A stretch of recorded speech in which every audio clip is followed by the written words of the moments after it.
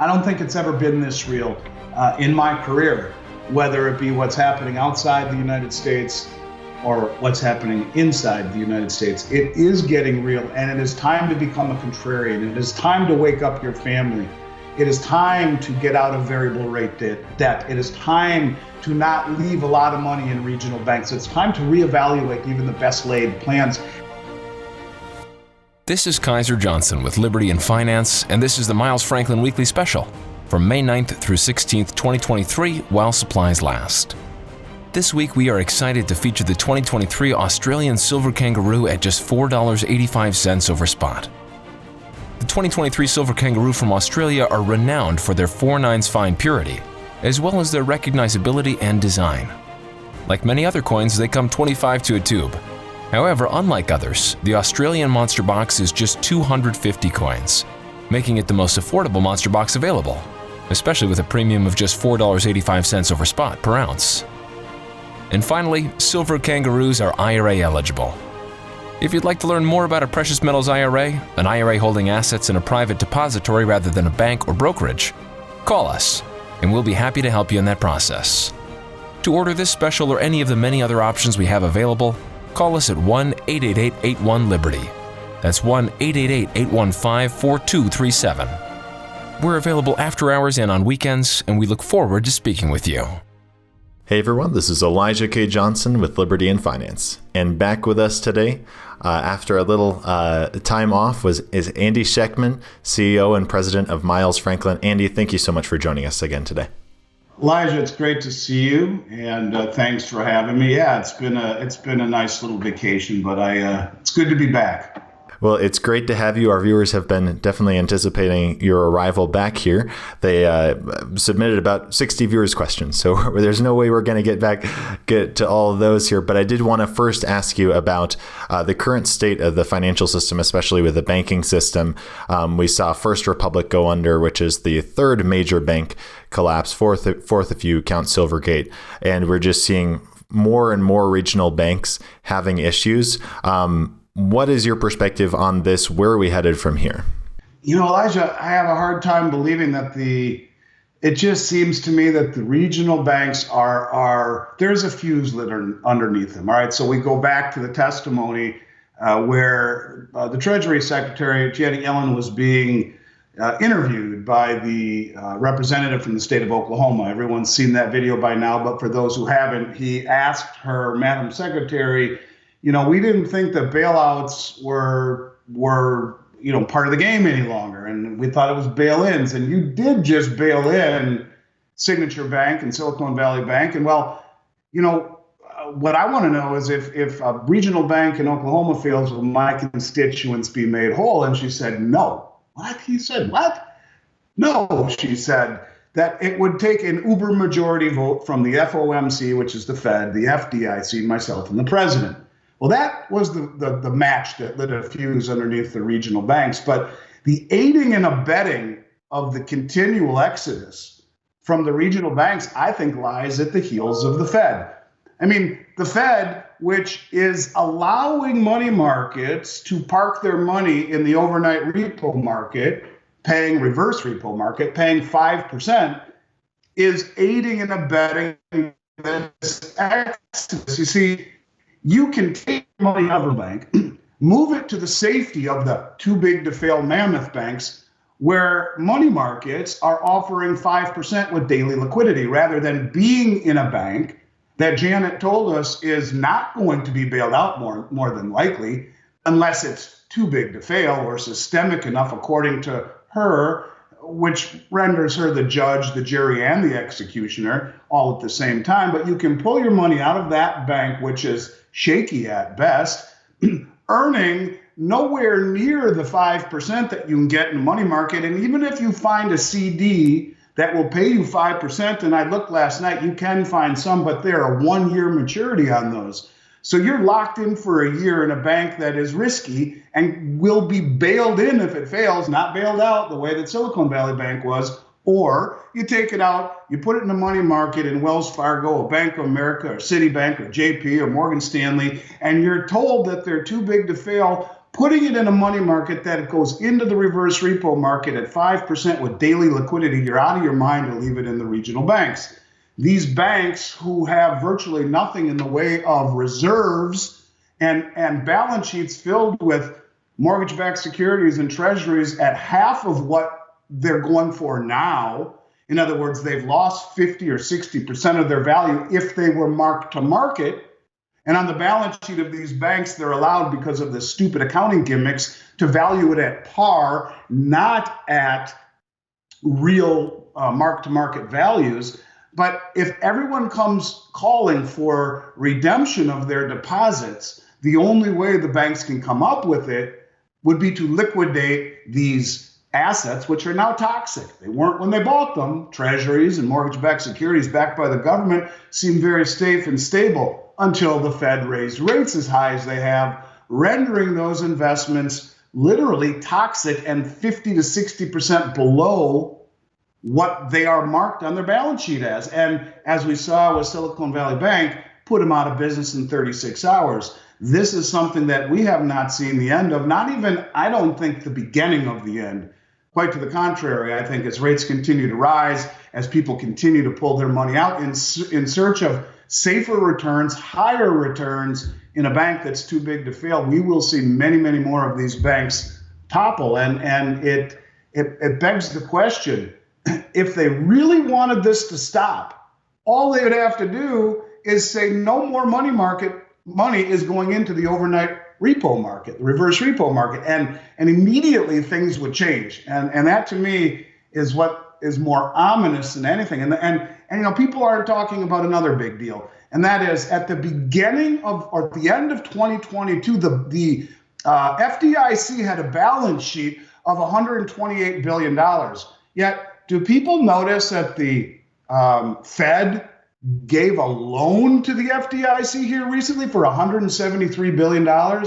So the Fed is even backstopping the FDIC. The FDIC, even with, before with its $128 billion in reserves, how do they back, if you take out of the equation the commercial banks and just the regional banks with roughly $9 trillion in deposits? How the hell do you back $9 trillion in deposits with $128 billion in reserves? You don't. And this is why just the two banks that failed at first, or the two bigger ones, Silicon and Signature, those banks alone would have more than exhausted all of the FDIC reserves. The whole thing is an illusion. And people who feel safe with multiple bank accounts at 250 ought to really think about that for a second. The FDIC doesn't have money to back up one big bank.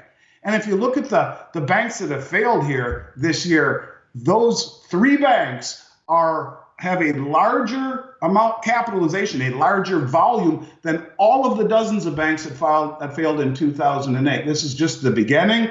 And the only way that this will ever be backstopped is by the Federal Reserve backing it by creating more money out of thin air, printing more money, destroying the value of the dollar, which ultimately leads to higher interest rates, which ultimately puts more strain on the regional banks, which ultimately leads to more and more bank failures. This is a cycle that I don't think we really have any idea just how bad it's going to get. But God forbid we see an impasse in a few weeks with the debt ceiling. Bang, you'll see several more. As Janet Yellen said, dozens of these regional banks will fail if something like that happens. So yeah, this is, as the Chinese curse goes, Elijah, may you live in interesting times. And indeed, that's exactly what these are. And I know we've talked to multiple guests on this channel about how the FDIC insurance, it's kind of, in some sense, a moot point whether you have $250,000 or more in the bank right now, because even if the FDIC covers all of it, then that means incredible inflation, as you're talking about, because where is that money going to come from? It's going to come from printing more currency, and that's going to cause more inflation. So what will the value of the dollars be at that point? If they don't backstop, then you're out as well. So it just seems like kind of this whole idea of FDIC insurance right now is kind of a moot point. Yeah, and the bigger question is, why did they bail out Silicon Valley Bank? I mean, there are rumors politicians had money there, and they had lots of lobbying power with the startups from the tech industry. The bottom line is when the banks failed in '08, bailouts were made illegal. They were supposed to be bailed in. You are supposed to be an unsecured general creditor of the bank. And the fact that they picked and chose who got to live and who didn't, it's atrocious. And it set a precedent that, I think it was a rude awakening when the representative from Oklahoma heard the Treasury Secretary's response that no, this indeed won't be the case, only if they are too systemic to fail. And, for years, people left the big banks, the impersonal big banks that have these huge derivative positions. I mean, JP Morgan has a balance sheet of over $4 trillion right now. That's bigger than the PBOC. And they have derivative exposure of over $50 trillion. So, people wanted to leave those behemoths, but now we're being told if you're not in a behemoth, well, luck be with you, because if the bank fails, you're SOL. And well, why didn't that happen to Signature? To Silicon? Well, a bigger mystery yet. But the bottom line is that this uncertainty, this fear that is permeating its way through the system, which got a little bit of a respite in the way that JP Morgan quietly smoothed over this last bank failure. That's not going to happen if we continue to see banks. Look, there are 722 banks that are technically insolvent, according to a report that the Fed just issued at the end of last year. 722, there's probably a lot more now. Technically insolvent, meaning their balance sheets, if they had to come up with the money to meet redemption requests, they're out of business. 722. How many more would fall based upon the systemic relationship? In other words, they're all tied together somehow. Why did JP Morgan find it so important to come in and rescue this last bank, this Republic Bank? Why? Are they tied together? Why did they give them a $30 billion lifeline a few weeks earlier? There are things that we aren't being told behind the scenes, but the bottom line is simply this. If you leave your money in a regional bank right now, you're out of your mind, because we've been told and warned, and now if it fails, that's what's going to happen. Hey, we told you, we're not going to bail out these banks. This is why you're seeing $1 trillion or more leave the regional banks and go into the money markets, which are all going into the overnight reverse repo market through the money market accounts. And this is just the beginning. See another one or two of these banks fail, and I think you'll see anxiety and fear reminiscent of what we saw a few weeks ago when Silicon Valley Bank failed. Since then, it's been a little calmer, as you mentioned. People's memory is they're too short, and they think everything will be okay. It was papered over with a few $1 trillion. It's okay. They're not thinking this through, and I think there'll be another couple of events that will jar people's memory into saying, oh my gosh, what are we doing in these banks? It's time to get out. Especially if a few of them really fail and are bailed in. And you see what happens if, true to Janet's word, they don't step in to bail out the banks. Now, I know you've got your finger on the pulse with respect to the physical precious metal market and the wholesale market as well. What are we seeing there? I know when this started with Silicon Valley Bank, it was unprecedented volume. Miles Franklin we were seeing huge delays getting product and really just getting it out the door. And I know my dad has mentioned this before, but one of the things that I heard, I'm sure you heard this as well, my dad heard from clients is, well, all they wanted was the money out of their bank. And then that's what they cared about. They didn't care about the delay. They wanted the money out of their bank. And that's what they cared about. So what is your perspective right now when it comes to the physical precious metal market? What is happening right now? Well, if you look at the very, very top, they made a big deal, the COMEX did. A lot of the commentators said, wow, this is typically the May is a big delivery month for silver, and hardly any contracts were delivered in silver. And they're making a big deal about it. Well, what they're not talking about is that over the last 2 months, we saw 118 million ounces this month and 112 million ounces last month being transferred from COMEX to a vehicle called Exchange for Physical, where they take these contracts, they send them to the London Metals Exchange and take delivery there. 230 million ounces of silver were delivered in the last two delivery cycles on the London Metals Exchange last 2 months, and no one's talking about that. That's a tremendous amount of silver. That would be, in essence, 7.5 times what COMEX has in the registered category. And if you look this month, there's already been 1,744 gold contracts delivered times 100 ounces. That's a lot of gold that's come off. That's eye-watering amount coming off the COMEX. The big money continues to drain the exchanges off the LBMA, off of the COMEX, and backdooring huge amounts out of SLV and GLD, which, by the way, the short position, which was enormous on SLV, has really come down quite a bit. And who's the only custodian now of SLV? That's JP Morgan. There's a lot of shenanigans going on at the very, very top. I will tell you that I'm surprised that the premiums and the availability are where they are on the physical market. Premiums haven't exploded the way I would have anticipated, and the availability is better than I would have anticipated after seeing what happened for those 3 weeks where we added nearly 13,000 clients in about 40 days. We're this close away, Elijah. You can see from the top on down, we're this close away from supply being an issue all over again. That issue that I've talked about on your show for the better part of 3 years, where it's been my belief that ultimately supply or lack thereof will be the defining characteristic of this market.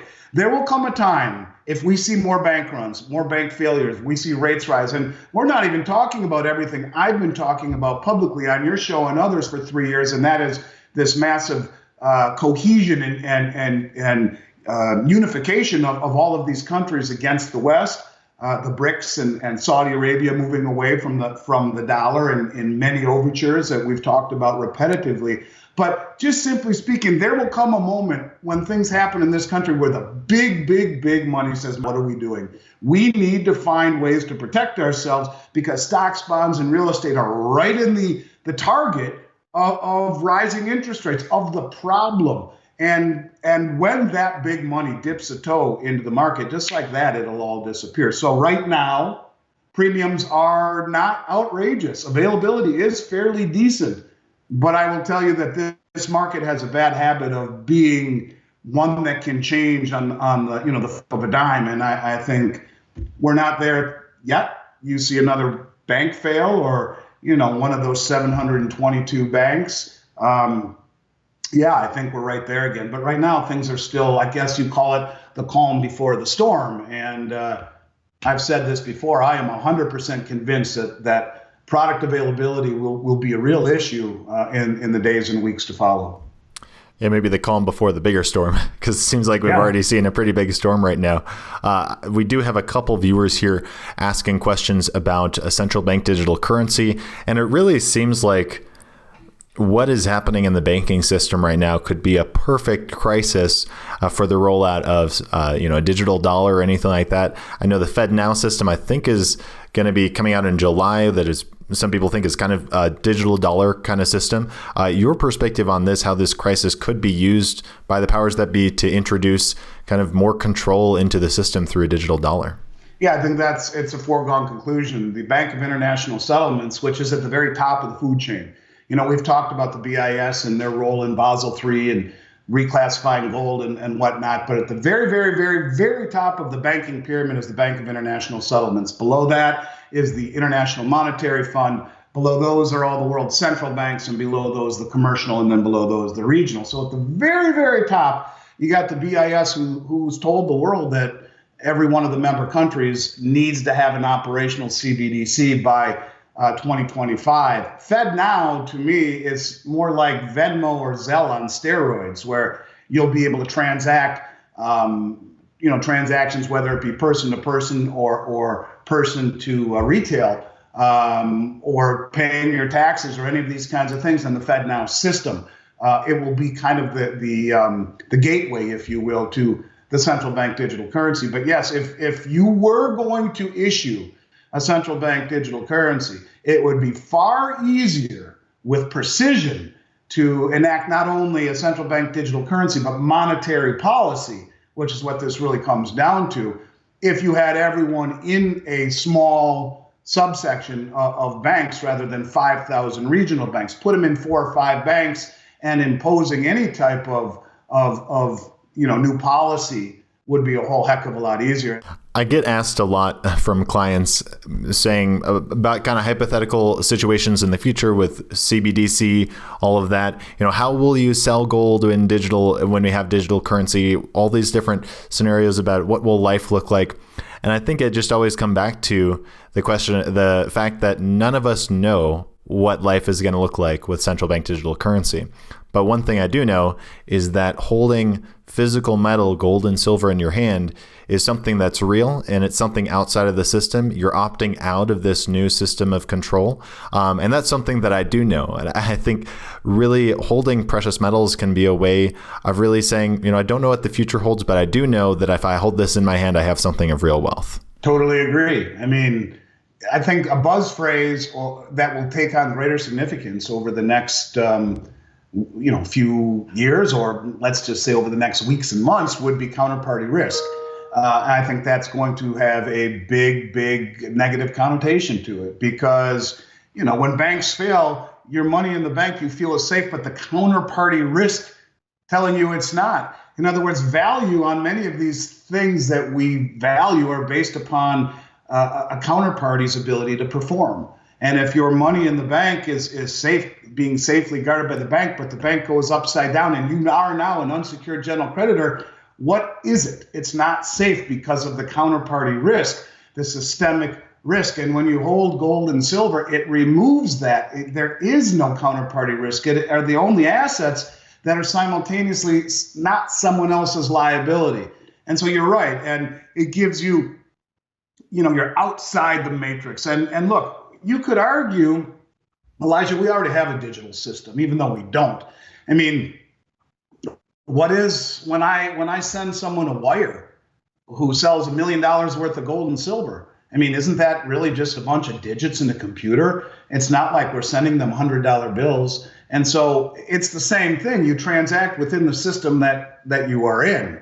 And if we have to transact within a new central bank digital currency, so be it. But holding gold and silver give you liquidity outside of this uncertainty. And again, I will fall back on why are the central banks buying more gold than ever before? Why did the BIS reclassify gold as a high quality liquid asset, tier 1? Why?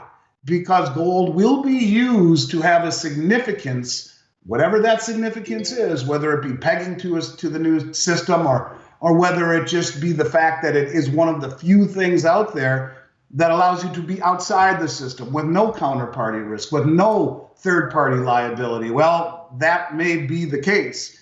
Either way, I think people are, if, as Rick Rule says, if you are not a contrarian right now, you will be a victim. That I do believe. And the biggest, most sophisticated, well-funded, and well-informed money in the world is showing us this by their de-dollarization and their accumulation of metals in what is really a accelerating fashion. We have a viewer wanting to know about big players entering the market. I know you mentioned how it just takes a few to enter the retail space and all the product is gone. I know you had a client with Bill Holter last year purchased $50 million of gold and silver. Dave is wanting to know, Andy, what would it be like to source the $50 million of gold and silver you filled now? Well, we had two orders for $50 million from two different people last year. One was $52 million and one was $50 million. The first one comprised largely of American Eagles and pre-1964, 65 junk silver. And that'd be hard as hell to do right now. Especially with the premiums on Eagles and junk being so high. The second one had more 1,000-ounce bars and 1-ounce gold bars, much easier to fill right now. Look, the bottom line is this. Yeah, I could do it. I could. And, I think our company is on pace to do almost $1 billion in transactions this year, maybe more. It's something I never would have even dreamed of being able to do. But that assumes that we're able to continue to get product. And that's why they say there's no bull market like a metals bull market, Elijah, because the higher the price goes only reinforces people's grip on their metal and reinforces their mentality and their motivation for going into gold and silver to begin with, protection from the system, the profit that people would have made in a rising market, they're not going back into dollars. And if you realize there's 6 primary mints out there, US, Canada, Austria, Australia, South Africa, United Kingdom, when they run out of product, it's game over. The secondary market is really very, very, very, very much on the sidelines. They're not doing much of any selling whatsoever. So yes, right now we could, but what does it look like? How easy is it? What does that do to my inventory? Am I able to continue to keep rotating things in? We're getting to that point where placing massive orders like that will be very difficult. I would answer it another way. What happens when someone says, I want $100 million worth of gold and silver? What happens? Will the dealers take that order? Am I going to take an order for $100 million and wipe everything out where the rest of my company has no product to sell for weeks? I don't know. Would I? Would SD or JM or Atmex or any of the other respected companies, Money Metals, would they? Maybe, maybe not. But I'll tell you this. As Rick Rule often says, the financial matrix from Joe Sixpack to the Harvard Endowment Fund has roughly 0.5% allocation to metals. And let's say that's expanded a little bit to 0.75%, maybe even 1%, which I doubt. But if you realize that that represents such a tiny, minuscule portion of assets across the whole financial matrix, when something happens that jars the big money, the public, into looking for a safe place to go, how hard would it be to see that kind of volume find its way into the retail space? I don't think it will be hard at all. You got pro athletes making $30-40 million a year right now. You have people with so much money because of all the money that's been created and the low interest rates and the distortions that have been created over the last decade by suppression of interest rates and easy money, that the money out there chasing the little bit of gold and silver, when they finally wake up, and we are getting way closer to that than we've ever been, like that ends any aspirations of placing large orders, or maybe it's that 1 or 2 very large orders that blows up the entire system. These are realistic things that I think about all the time. You know, people just think about here and now. I'm thinking down the road. And if you aren't looking, like when you ski, if you're a good skier, you never look at the tips of your skis, ever. You're looking 10, 12 feet in front of you.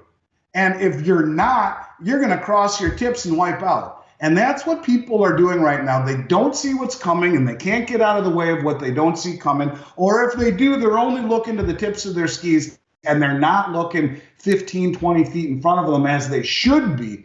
That's what I'm looking at. And I see a time where there is a great awakening. The awakening has expanded in our industry. It has, but it hasn't even begun to permeate its way into the real big money out there, the really big money who has delegated forever the financial responsibilities of their estate to financial advisors who have not even thought about telling them to buy physical metals. And when that day comes, very, very quickly, everything will be obliterated in 24 hours or less. And that's the truth, you know, and so right now, yeah, we could do it. What does it look like after the next event or the next or the next?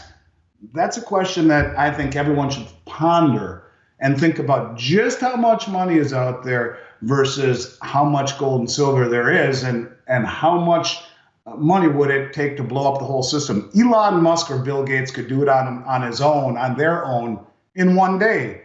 And if that really is the case, then, you know, what does it say for people who are late to the party? I would say you better double down your efforts to buy some insurance. And as I've always said, Elijah, this is not an investment, it's wealth. And the biggest money in the world have always owned it, going back to biblical times. And the biggest money in the world is buying it now, using the Western suppression against them to run cover for it. The Western suppression, who has been shorting the price of gold and silver forever, the rest of the world is using that to their advantage, where they too short the price, gobble up all the physical at subsidized prices, reach into their pocket, pull out more paper to cover their shorts, and they continue to accumulate vast amounts of metal without the price going to the moon. And when that ends, is when the other end of those short positions say, no, I want delivery. And that, I think, happened a few weeks ago when JP Morgan put like 6 or 7 million ounces of silver into the registered category and pushed it up to 39 million ounces from 32.5, and everyone said, look, they're going to flood the market. No, that's not what happened, because we're back down to 31 million again. Why? Because someone said to JP, I want delivery. So they put it into the registered category where it has to go first in order for it to be delivered. And like that, it went from 39 down to 30, and now it's up around 31. There's 31 million ounces backing the registered category, that being the bars that are backing the contracts. And at the same time, we've seen 230 million ounces delivered on exchange for physical and the London Metals Exchange over the last couple of months. This is a bunch of shuffling chairs and sleight of hand and desperation by the big money to de-dollarize without letting everyone know what's going on by the price going to the moon. And they do that by suppression of paper. And I think this is coming to an end. It's coming to an end because they cannot continue to suppress the price when they're running out of available silver to do it with. Now, you mentioned how precious metals are insurance. It's not an investment. We have a viewer, Scott, wanting to know, if you were starting new today with 0 ounces and were to allocate $500 per month into precious metals, what would you buy? So obviously we can't give financial advice, but just kind of some thoughts on that. Silver, period, end of story, period. You buy silver at a ratio of roughly 80-1, and when the ratio gets to its historical average of the last 200 years of roughly 42-1, or better yet, if it gets anywhere near its geologic average right now of 7-1, that's 11 times undervalued right now. Silver is 11 times undervalued in its relationship to gold by what it's coming out of the ground at in its relationship to gold. In other words, right now, the mining ratio globally is 7 ounces of silver is mined for every 1 ounce of gold.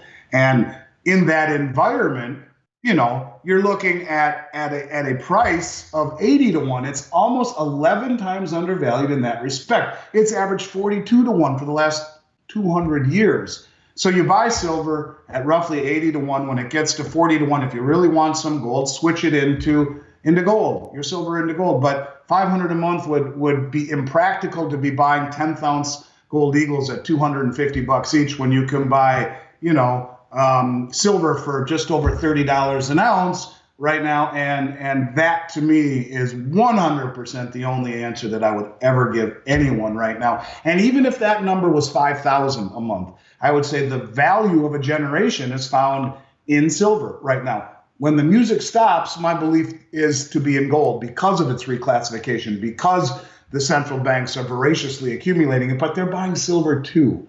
So they're both wealth, but silver offers generationally good upside potential. And if you have a budget that you're working on that is somewhat constrained, then it is 100% silver, because it's going to give you the protection found in gold, but the value found nowhere else. And I think that kind of brings us to our special this week. We often offer silver because obviously just the reasons you mentioned there, the extreme undervaluation historically here. We have a product here, Silver Kangaroos, that kind of give a middle ground between, going for the lowest premium bars that aren't very divisible, and then the highest premium Silver Eagles, which are super expensive right now. But this just at, I believe it's $485 over spot for the Silver Kangaroos. Can you share with our viewers about that? Yep, the 2023 Silver Kangaroo, the purest silver coin in the world, that and the maple leaf, 4 nines, 9999 fine, tubes of 25, boxes of 250. They're fantastic, and they're 6 mints in the world. Think of the 6 mints as Pepsi, Coke, Sprite, 7-Up, Dr. Pepper, and A&W root beer. You may not like the taste of one over the other, but if you're dying of thirst, they all drink the same. Same thing is true here. These 6 major mints are considered immediately liquid and non-subjective world over, and paying enormous premiums for a Silver Eagle, where in essence you're paying over $16 over the price of silver to get them, is outrageous. We are one of only 27 authorized U.S. Mint resellers. We were nominated by Prudential Beige, well over a decade ago, who's now out of the market. But our authorized reseller status is something I'm incredibly proud of. And the U.S. Mint means a tremendous amount to me. I love their product, but I can't in good conscience tell people to buy them. I will say this, there are 6 or 7 or 8 states right now that have passed laws or are in the process of passing them to allow gold and silver to be legal tender in those states for all debts, public and private. 2 or 3 of the states say only American made. The rest of them say any coins made, past or present, by any sovereign government. So maybe that's why the Silver Eagles are becoming so hard to get. Maybe they're being gobbled up. Or maybe it's just the fact that they're being completely,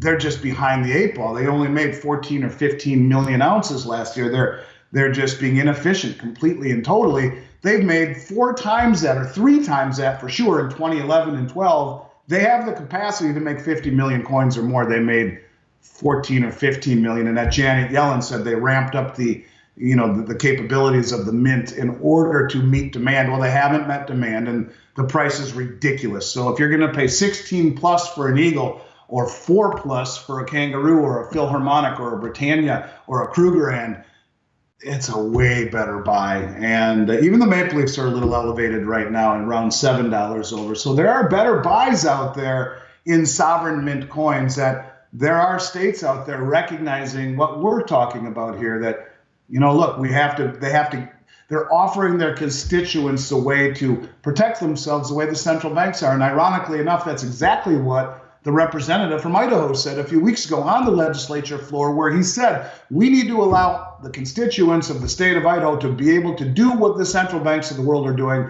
and that is to de-dollarize, get out of the way of the brain-dead monetary policy of the Federal Reserve, and to protect their assets. And I think that is done very nicely with the Kangaroos, all the same as it is with the Eagle. It just has a different stamp on it. In fact, it's actually more pure than the Eagle, and it's a great coin. So I'm happy to offer it. And while supplies last, that is indeed what is on the docket this week. I'm just glad to be able to bring specials back into the fold here after about 6 weeks of not having any.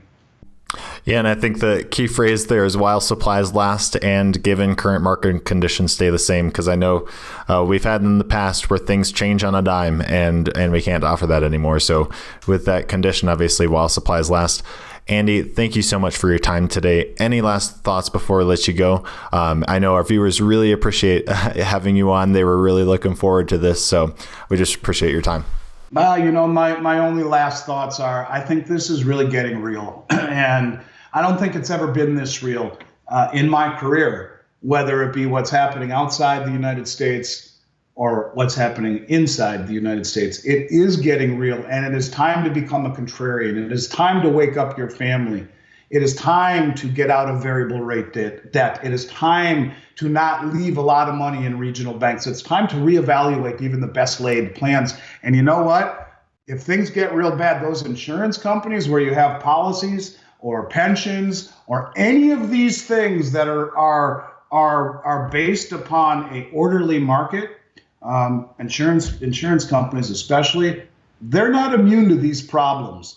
When rates rise and the dollar falls, there's going to be a lot of things that are going to catch people off guard. And again, I'll come back to that one phrase from Buckminster Fuller: you can't get out of the way of what you don't see coming. And it's time for people to try and help the people you love to open their eyes and see what's going on, because this is real. And one of these big regional banks fail and they're not bailed out, I think it's going to set off a daisy chain that will have far-reaching ramifications. And let's not even forget about the fact that we're less than a month away from the debt ceiling impasse. And if you look at the spike in the 1 month yield on the Treasury to over 5%, what that's basically saying is that you have to be offered a high rate, 5% on a 1 month Treasury, because of the risk of the government defaulting.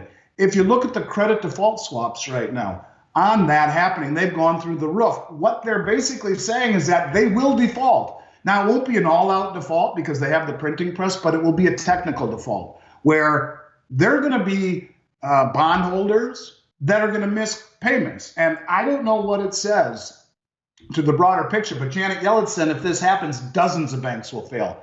If that really does happen, buckle up, Elijah. This will become a religious experience for a lot of people who don't see what's coming and cannot get out of the way of it. So God bless you and your father and other people out there who are trying to get the word out and allowing me to say these things on your platform, because I think it is at that time right now. We're getting close to the 12th hour where if you're not opening your eyes to the problems that are confronting this country, well, I think it's going to be something that is going to leave a mark on a lot of people. So I guess we'll have to see how this all plays out over the next 3 weeks. I think it's going to be some really interesting times, and I look forward to coming back each week and doing a play-by-play with you and your dad and seeing this through together. Yeah, I know our viewers have been really, like I said, anticipating having you back on, and they keep asking every Tuesday, where's Andy? Where's Andy? So here you are. Thank you so much, Andy, for joining us today, and God bless. Yeah, pleasure is mine, Elijah. I hope you and yours stay well. Say hi to your dad for me. I look forward to seeing you guys next week. Miles Franklin Precious Metals is one of America's oldest and most trusted bullion dealers. Miles Franklin is A+ rated and accredited by the Better Business Bureau, licensed and bonded, and has 0 complaints ever registered. Here at Liberty and Finance, we are licensed brokers with Miles Franklin. To order, simply call us, discuss your needs, and we can let you know our live inventory, prices, and availability, and lock in your order over the phone. Once your order is locked, the price is held for you regardless of market fluctuations, and the metals are reserved for you awaiting your settled payment. Within 1 business day of ordering, you will receive an email invoice detailing the order and payment instructions. Miles Franklin accepts payments by bank wire, ACH or electronic check, money order, check mailed priority mail, and cryptocurrency. The fastest forms of payment are bank wire and cryptocurrency. Upon settled payment, metals will ship out within 3 to 5 business days. You will receive tracking information via email. Domestic shipping charges are $15 for any order under 500 ounces of silver or 10 ounces of gold. For orders larger than that, domestic shipping is free. The package will be boxed, fully insured, and labeled discreetly, with no indication of the contents inside. For your privacy, the name Miles Franklin will not even be on the package. To talk to myself, Kaiser, my brother Elijah, or my father Dunnigan, call 1-888-81-LIBERTY. That's 1-888-815-4237.